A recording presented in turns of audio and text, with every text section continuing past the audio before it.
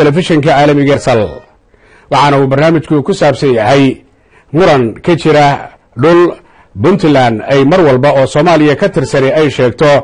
in ay ku soo xadgudubto dhinaca Somaliland ay sheegato in dhulkaasi xuduudeeda uu ka tirsan yahay iyadoo markii hore dhulku uu ahaa mid qura 26 June 1960 waxaa xoroobay gobolada waqooyi ee dalka Soomaaliya kadibna xoreyntaas markay heleen iyagoo ku faraxsan ayay go'aansadeen inay walaalahooda koonfureed ay ku biiraan bishii July 1960 markii dhinaca koonfureed Talyaaniga ay ka xoroobeen xagga waqooyiguna ay Ingiriiska ka xoroobeen iyagoo wada faraxsan oo isku mid ah oo midaysan ayaa loo bixiyay Jamhuuriyaddii Soomaaliyeed ee xorowday 1 bishii July 1960 sagaal sano ayaa soo martay oo ahayd 1960 ilaa 1969 oo ahayd xukuumadda rayida oo isaga dambeeyeen laba madaxweyne oo dhintay Allah u naxariistay Aadan Cabdulla Cusmaan iyo Cabdirashiid Cali Sharmaake 1969 22 Oktoobar xukunka waxaa la wareegay ciidamada qalabka sida uu hogaaminayay Allah u naxariistay General Maxamed Siyaad Barre 20 sano ayay dalka xukumayeen militarigu ayagoo sababtay u qabsadeen ku sheegay inay dalka ka badbaadinayaan haadaan uu ku sii dhacayay oo qabyaaladda iyo masuqmaasuqa ay 1 iyo 2 ka ahaayeen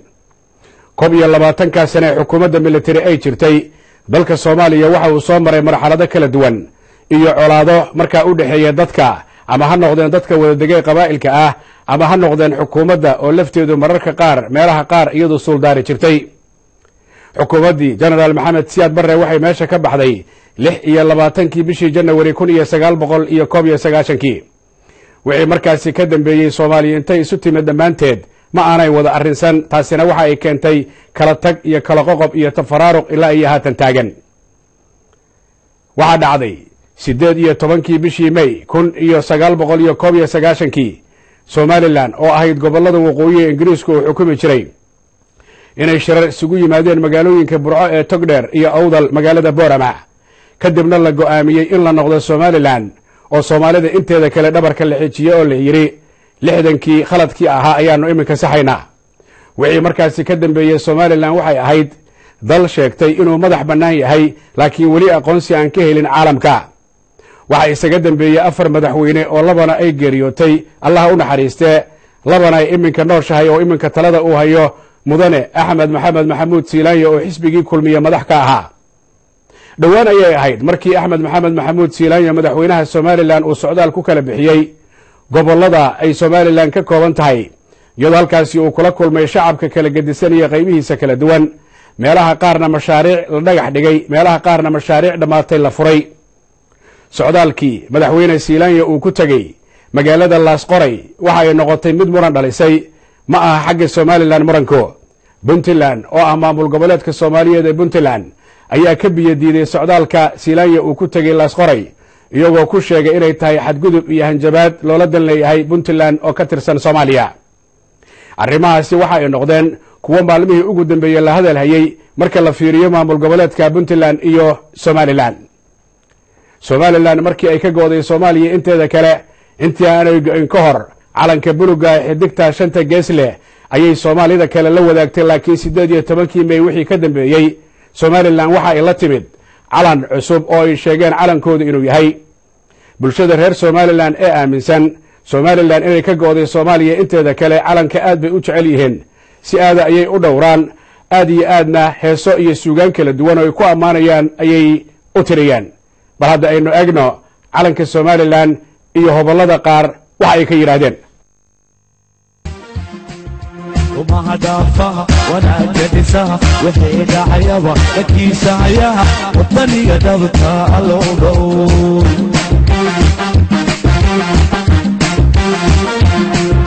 وما دافها ولا جدسها وحيد عيبا لكيس عياها وطني قدبتها صومالنا الأولو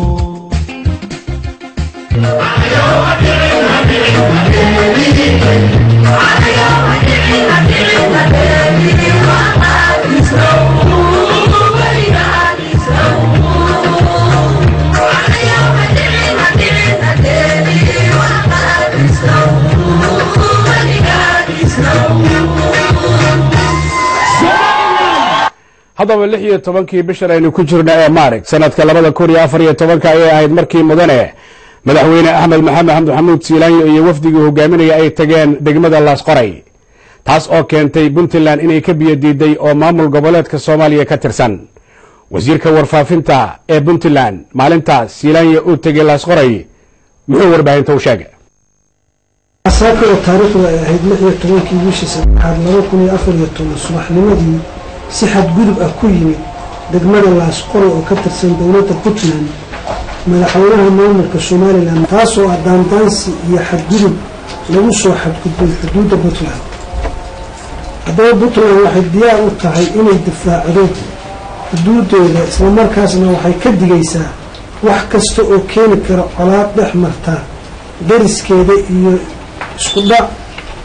maamuleed iyo shacabka dariska ah waxaan aad u waxnahay dhacdadaas dhacday anagoo ka fakaraynay darisnimo iyo wanaag inay arrintaas sidaa u dhacdo aad baan ugu waxnahay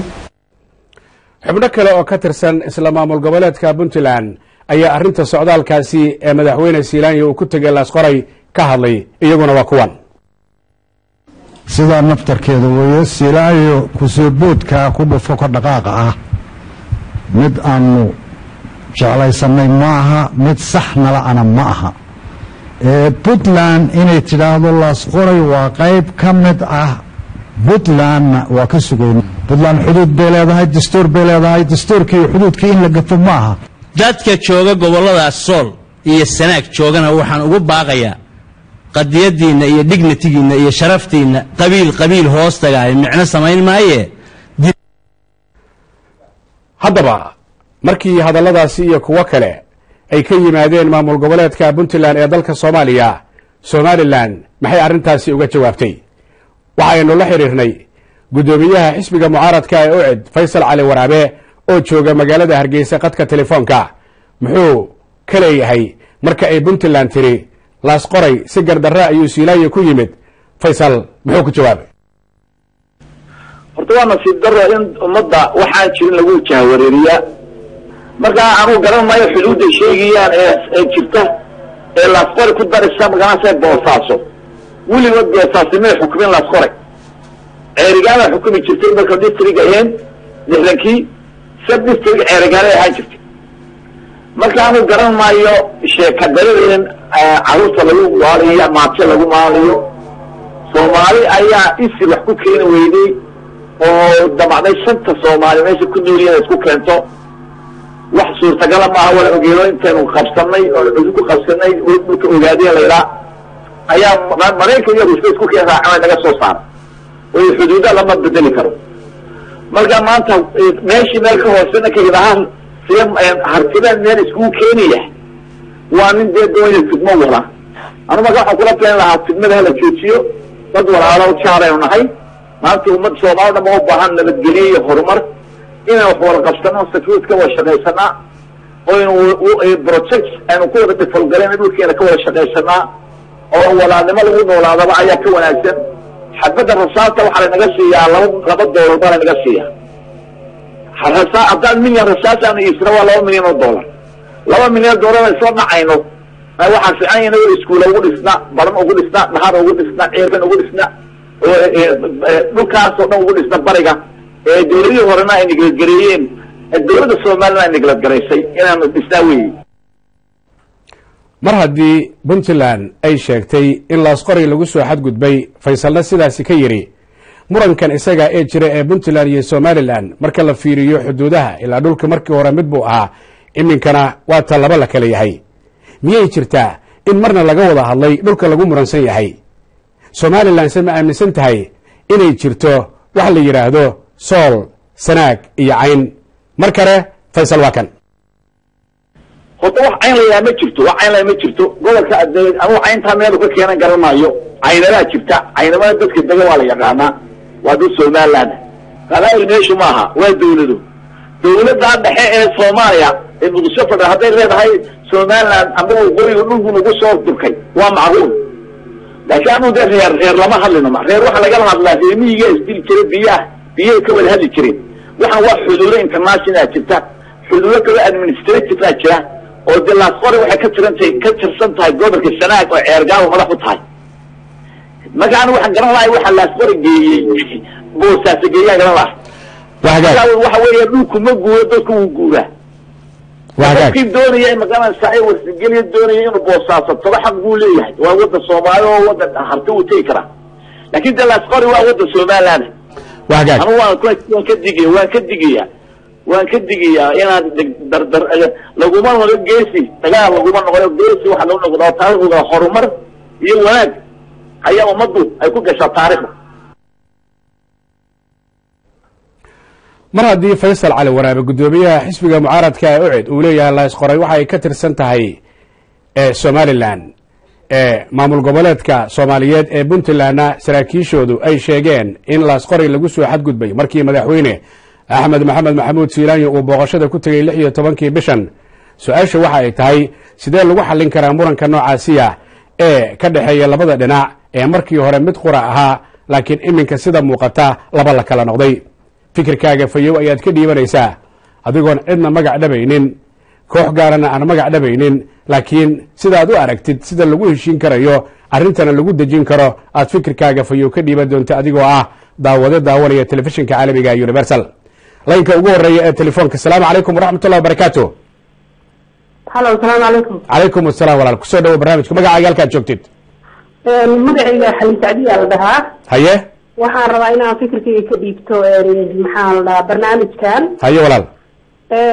waxaan horta aan maxaa la dhahaa aan u sheegayaa ummadda Soomaaliyeed dhulka Soomaaliyeed inuu mid yahay haye dawladda Soomaaliyeed oo dawladda federaalka ah dhahana inay tahay dawladda rasmiga ee wadanka jirta waa gartay waxaan kaloo sheegayaa maamulka Soomaaliland inuu yahay maamul isaguna jira oo maamul Soomaaliyeed ah Puntland inay sidaas oo kale tahay iyaduna ay maamul tahay maadaama wadankii dawladda dhexe ilaa tan ka hor burburtay marka sideeba arrinka hadda aan karay xuduudaha lagu muransanaa karo sideeba lagu xallin karaa bay kula tahay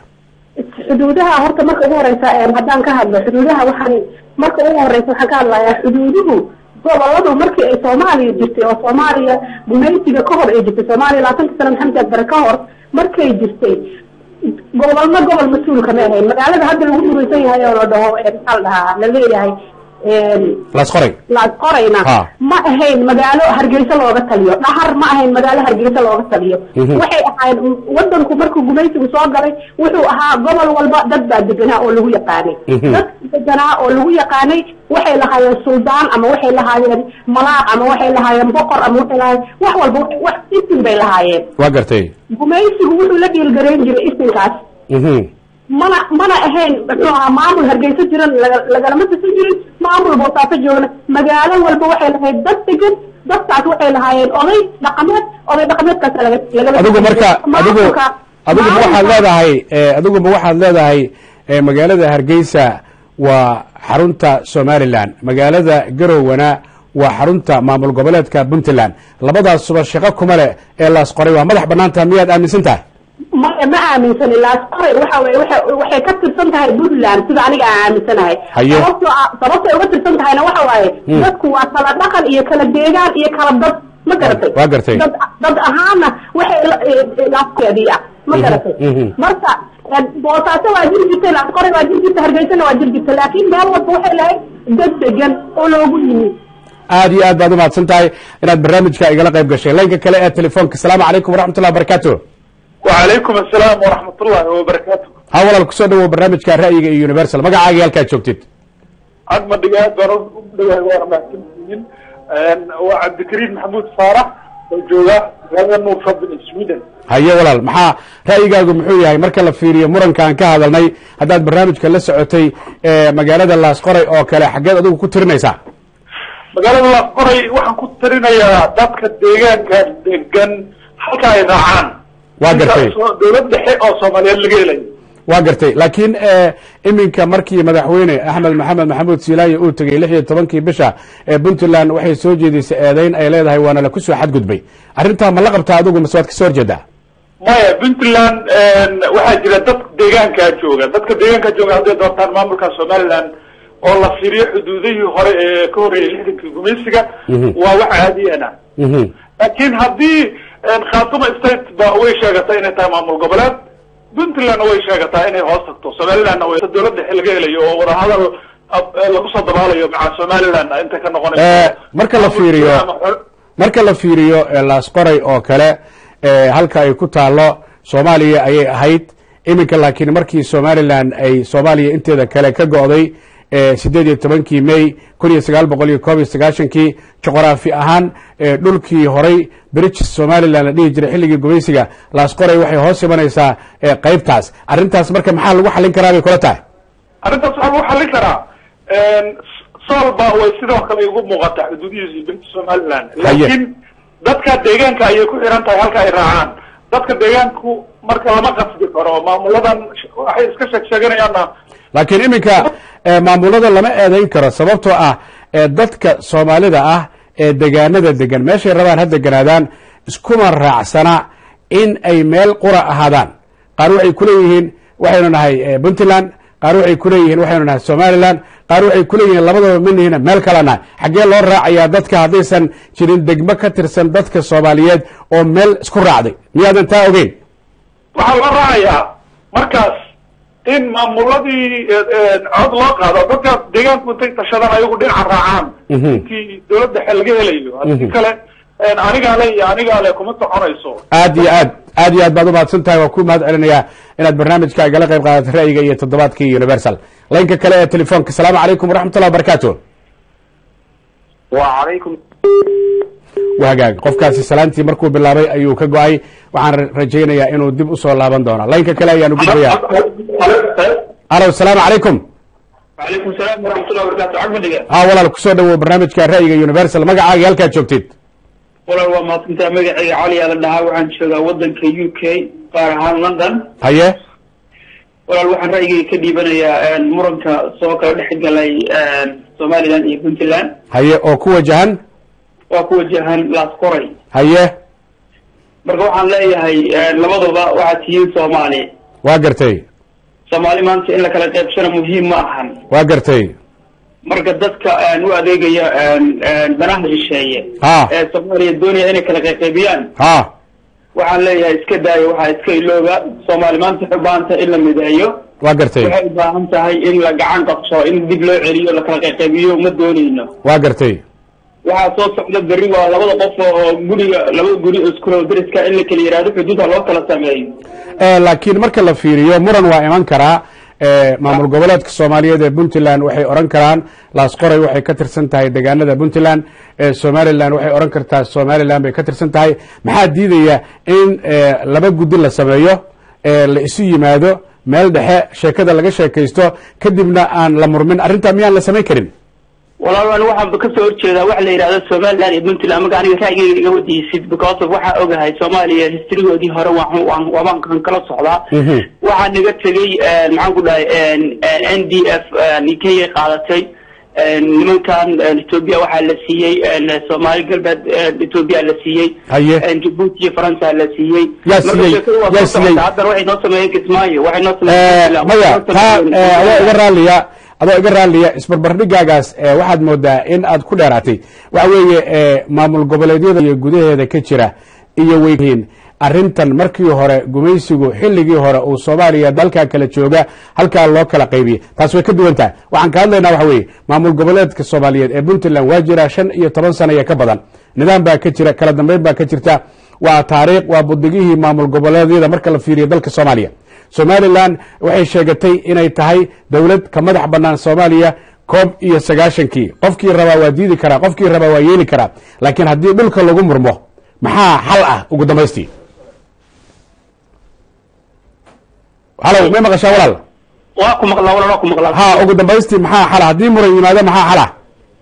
waxa xala Soomaali waa Soomaali ciidana waa la wada leeyahay nadii la qabtana maaragtay kitaabka Ilaahay iyo maaragtay loo laabtay sunnada nabiga marka lagu kala baxo si wanaagsan aad baad u mahadsantahay adigoo UK jooga waa kaaga mahad celinaya barnaamijkeena aad igala qayb gashay laynka kale ee telefoonka salaamu calaykum waraxmatullahi wabarakaatuh ha walaal kusoo dhawo barnaamijka magacaaga halkaad joogtid ya walaal waxaan joogaa telefoonka igala soco waayo nooreegan jooga walaal haye magaca walaal ilhaan sideed u aragtaa muranka laasqoray waxaan u arkaa horta dee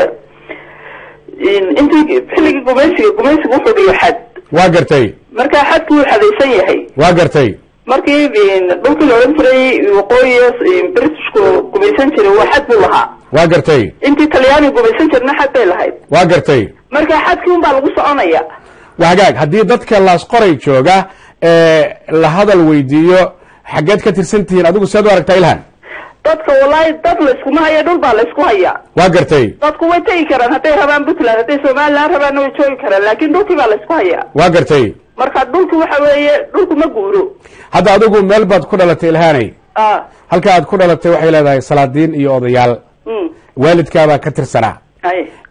meeshaasu meel cidlaa ma ahayn markaad dhalinaysa abka ab baa laysku dhalay waa run miyaanay dadkii abka ab isku dhalay miyaanay go-aan gaari karin ma way gaari karaan ilaa haddaba somalilan iyadoo soomaaliya ka tirsan ayay sheegeen in ay soomaaliya hadda kadib aanay waxba ku darsanayn markii horena ay qaldameen wixii markaa ka dambeeyey 1991kiina somalilan gaar bay ahayd ma oran karno dadku way iska tageen oo weli dadkii somalilan way joogaan miyaan dadku aanay go-aan lahayn aanay af lahayn aanay oraadooda oran karin ma waa odhan karaan iminka waxaa laysku haya waa dhulkii si fiican dadkii layskuma hayo si fiican dadki way wada degeen soomaalida way wada degtaa dhinac walba marka dhulkii xadkii baa laysku hayaa marka reer raas qoray mar haddii lagu muransan yahay iyo meelo kale oo kamid a somalilan hadalkaagu muxuu ku saabsan yahay maxaad odhan lahayd waxaan odhan lahaa un in garansihii xadkii la eego waa gartay xadkii hore loo dhigay xilligii gumaysigaas goboladii waqooyi la odhan jiray goboladii koonfur la odhan jiray xadkii ay lahaayeen ha dadkuna ra'yigooda way dhiiban karaan dhinac ay raacayaan aad iyo aad dadka deegaankuna way dee ogolaan karaan dhinac ay raacayaan aad iyo aad laakiin dhulku ma guuro xad buu leeyahay aad iyo aad baad umahadsan tahay ilhaan waa kaaga mahad celinaya barnaamijkan aad igala qayb gashay walaal laynka kale ee telefoonka asalaamu calaykum waraxmatullahi wabarakaatu halo laynka kale asalaamu calaykum walaal calaykum salaam waraxmatullahi wabarakaatu walaal kusoo dhawow barnaamijka ra'yiga universal magacaaga iyo halkaad joogtid walaal kayse maxamed axmed baa la dhahaa waxaan joogaa magaalada kismaayo haye sideed u aragtaa laasqoray adigu weligaa ma tagtay anigu walaal laasqoray weliga ma tegin laakiin dhegtay maan ka maqlay hadalkii faysal cali waraabe ee ugu horreeyey ahaa ha laba milyan baa qoloba rasaasay ku gadanaysaayo waxaa ka wanaagsan in iskuulo lagu dhisaa wanaagsan ahay aad iyo aad hadalkaasa walaal ani aad ila kuma sababto waxaa dagaal wiil baa ku dhintay wiil kuma dhasho aad iyo aad dadka deegaanka deganna waxaa fiican in haddii labada dhinac u kala degan yihiin aad iyo aad in la weydiiyo ra'yigooda oo intan dagaal dhexin ra'yigooda la qaado la dhaho dhinacay raacsintiin sababto ay tahay aad iyo aad la weydiiyo aada fiican xagga nabadda in loo heliyaa fikirkaaga ku saabsan yahay saasaan qaba aniga aad baad umahadsantaha adigoo jooga magaalada kismaayo ee gobolka jubbada hoose caafimaad iyo wanaag baan kuu rajeynayaa iyo barnaamijyo kale inaad nagala qayb geli doontid haddii allah awoodalay u ogolaado laynka kale ee telefoonka asalaamu calaykum waraxmatullahi wabarakaatu halo asalaamu calaykum calaykum asalaam walaal kusoo dhawo barnaamijka magacaaga halkaad joogtid cabdullahi ciise waaye haya cabdullahi maxaad odhan lahayd horta meesha laga hadlaayo horta waxaa si fiican u aqaanaa dadka isku haysta maba degaanba waxaa dego hawiyaa dego shiiqaal iyo adoon qabiil sheegin si kale ma u sheegi kartaa haddaad laynka weli ku jirtid wagaag waa saaxiibkay oo dhinaca qabiilka aaday markii horena waxaan ka hadalnay in aan cid gaara la magac dhabin shaksi gaara inaan la sheegin laakiin haddii barnaamijka wixii ka soo horjeeda qof ku dhaqaaqo kuma haboono inuu hawada kusii jiro saan filayo waa uu ku mahadsan yahay lakin waxaan rajeynayaa marka kale uu nala hadli doono inuu si wanaagsan oo quman oo qaaliya oo dhagaha dadka u roon inuu nagala sheekaysto maxaa yeele su-aasheennu ma aha meel heblayaa dega ee su-aasheennu waxa ay tahay sidee wax lagu xallin karaa aad buu umahadsan yahay inuu barnaamijka igala qayb galay laynka kale ee telefoonka asalaamu calaykum waraxmatullahi wabarakaatu wacalaykum asalaam waraxmatullahi wabarakaatu walaal kusoo dhawow barnaamijka universal iyo ra'yiga magacaaga halkaad joogtid walaal magacayga waa abdulqaadir cabdullaahi haye london aan jooga haye walaal sidee ra'yigaagu yahay sidee wax lagu xallin karaa haddii muran yimaado waxaa lagu xallin karaa aniga horta midda aan la yaabanaha waxay tahay magaaladan la isku haysta ee sheeganayaan puntland iyo somaliland haddii maanta laleeyahay dadka ha guura ee puntland ha guuro dhulku ha haro horta dhibkeeda leedahay waa gartay midda kale haddii hadda soomaaliya somaliland waxaa laleeyahay waa dhul soomaaliyeed waa gartay haddii la yidhahdo kawada somaliland dadkeeda ha guuraan dhulku waa dhul soomaaliyeed soo dhibaato maaha ha laakiin hadda guuritaan arrintu ma taagna weli ma gaarin in la guuro ee waxay taagan tahay sidee wax lagu xallin karaa muranka see loo dejin karaa dhinaca siyaasadda ah taabaa hadda arrintu taagan tahay aniga waxay la tahay in wada hadal laiskugu yimaado dadku si wanaagsan u wada hadlaan walaaltinimada iyo soomaalinimada la fiiriyo sida laisula dhashay la fiiriyo xabadu wax ma keento wanaag ma keento waxbay dishaa aad iyo aad wadan dhanaa ku burburay dadkan dhanaa ku burburay wadan dhanaa ku baaba'ay aad iyo aad ilaa hadda in lasii wadana waa dhibaato aad iyo aad baad umahadsan tahay dadkan waaweyn maaragtay maamulada wada sheeganayo iyayna dhalinyarada iyo dadka soo koraya iyaysan lahaynin qabiil xunna qalbigooda ku abuurin mustaqbalkooda fiiriyana dadka aad iyo aad baad umahadsan tahay in mustaqbalka la fiiriyo hadalkaagu ka kooban yahay laynka kale ee telefoonka asalaamu calaykum waraxmatullahi wabarakaatu halo halo asalaamu calaykum waagaag laynka kale asalaamu calaykum waraxmatullahi wabarakaatu وعليكم السلام ورحمة الله تعالى وبركاته مقعي وحسن دين لي وقصبا عاصمة مدينة مقدشة الصومالية haye adoo muqdisho ku sugan meeshaan ka hadlaynaa aad bay kaaga fog tahay wax fikira ma ka haysataa meesha aan hadda ka hadlayno runtii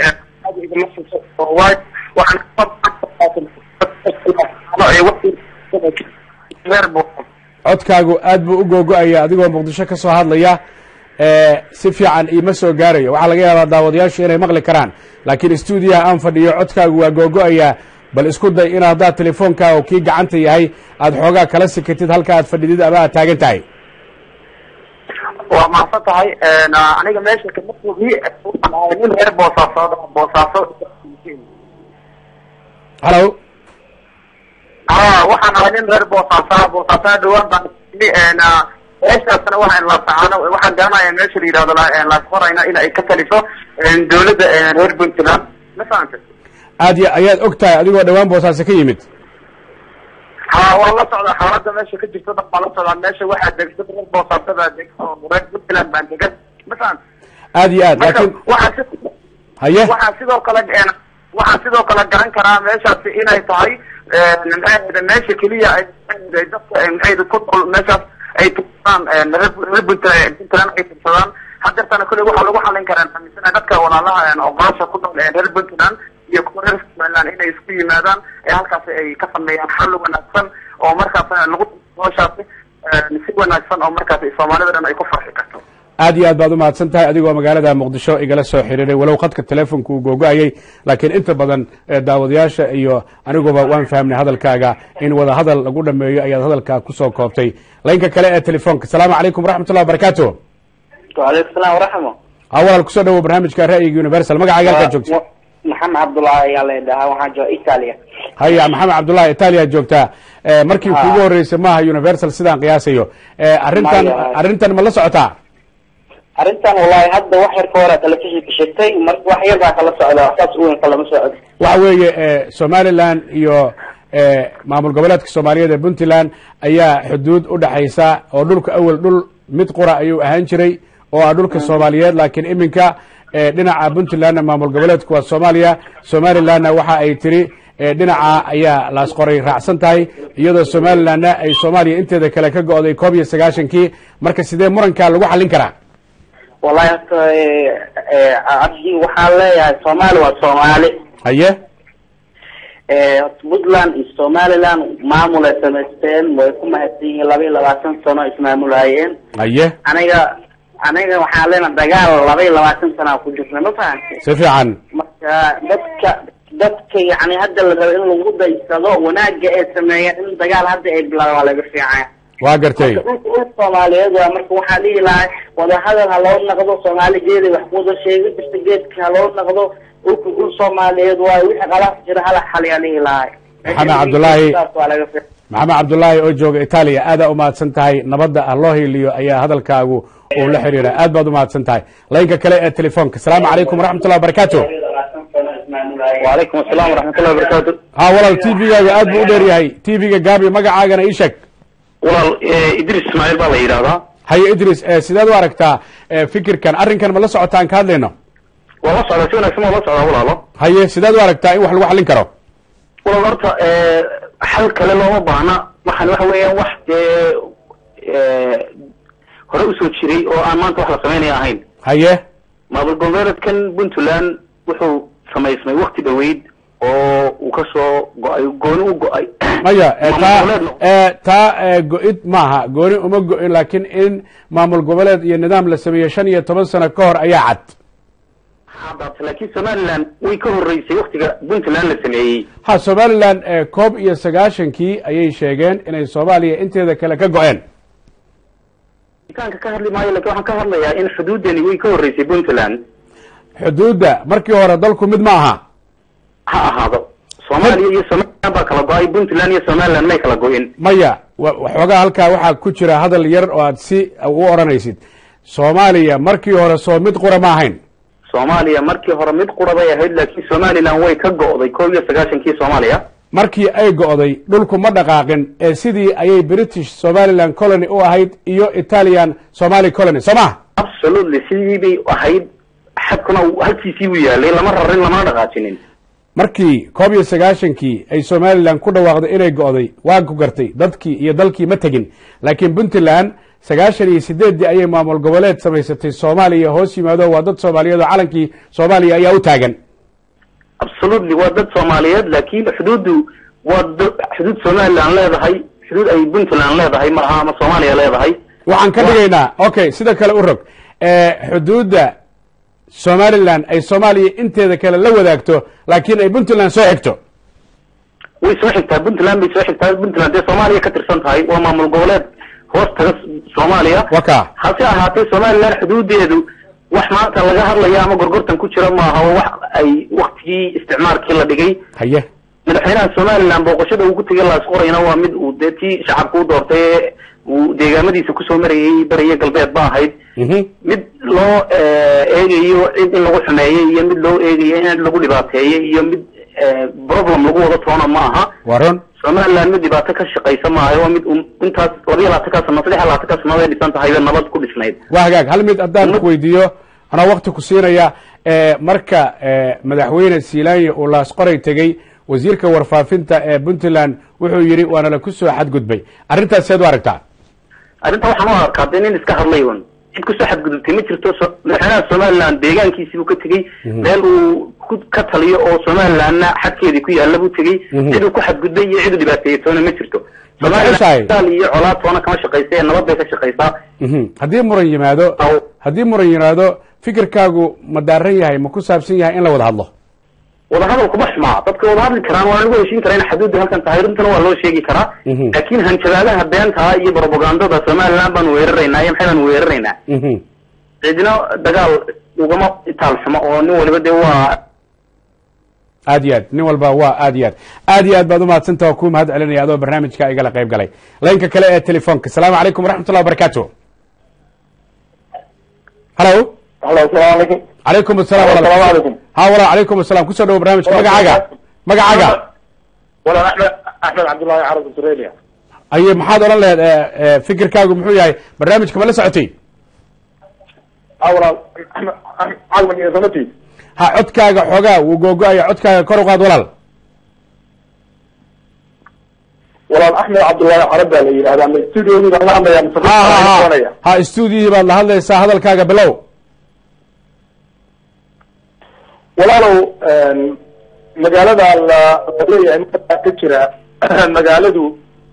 magaalo Soomaaliyeed weeye waa gartay dadka reer Somaliland ama dawladda Somaliland dadka ma waxay ku qasbaysaa waxay iyagu gaadheen taa ma oran karno laakiin qofku oraah waa oran karaa laakiin dad la qadanayo weli ma aan arkin laakiin madaxweynaha Somaliland isaga ayaa tagay la qoray ayaa aaday madaxweynihii iyo wasiireyntu aaday buu dhuumaal ku tagay halka taa dhuumaashana ma hayno laakiin idaacadaha iyo qalabka warbaahintu way sii daayeen telefishinada laga dheehday idaacadaha ayaa sheegay jaraa'idka lagu soo qoray wax qarsoon ma aanay ahayn walaale waa runtaa weeye laakiin waqtigan ay leeyihiin in gumaysiga yimid oo halkan xad mariyay intii ka horeysay gumaysiga ka hor wadanka Soomaaliya soo mid ma ahayn xadka uu daalku mariyay maxaa ka dhigay aayad quraan oo Ilaahay soo dejiyay sidiisa ay ugu daliishanayaan reer Somaliland taa markaanu fiirino wadanku intaanu xorriyadda qaadan 1960kii waa la kala gumaysanayay oo Soomaaliya dad kala duwan baa gumaysanayay laakiin 26 juun iyo 1 Juulaay markii waqooyi iyo koonfur ay xorriyadda heleen isku darsoomeen jamhuuriyaddii Soomaaliyeed ay isku noqdeen laakiin marka la fiiriyo xuduudaha degmo walba lafteedu degmada kale xuduud bay ka leedahay tuulo walba tuulada kale xuduud bay ka leedahay laakiin haddii muran yimaado maxaa diidaya in la wada hadlo arrinka waa sidee axmed agmadhiga hadalka isi adigu waad xidhiiriyaa tahay laakiin hadalka aan haye walaal intuuna gumaysigu imanin 1885 ka hor waddanka Soomaaliya horta mid buu ahaa waa ku gartay qodobka labaad waxa weeye Soomaalida waqooyi iyo koonfur labaduba waxay ku heshiiyeen dawlad Soomaaliyeed waa gartay heshiiskaas oo jira oo aan nina la qasbin anigu waan ka baxay ma oran kartid qaybtii aad heshiiska ku ahaydeen maadan wax allaale afti ama idaan kala qaadanin ka bixidaas waxa lagu yiri shalayna waa ku jeclaa haddana kuma jecel maxaad ku diidan tahay haddaba la qoray iyo dhammaan deegaanka kale ee aad qoriga xaradiisa uu ku imanayo ama uu siyaasad ku imanayo ama uu lacag ku imanayo dadkii waqooyi ku jiray maqasab baa hadday Soomaalidu oo dhan waa wardaris weyna wada degan tahay maqasab baa lagu keenayaa oo wuxuu leeyahay qofku hubban qaadanayaayo wax allaale wixii uu Ingiriis dumaysay oo dhan baan xoog ku keenayaa taasi ma qumana hada walaal marka haddii ayna sidaasi qumanayn reer la qoray noo imo mayna dhihin Maxamed Axmed Siiraan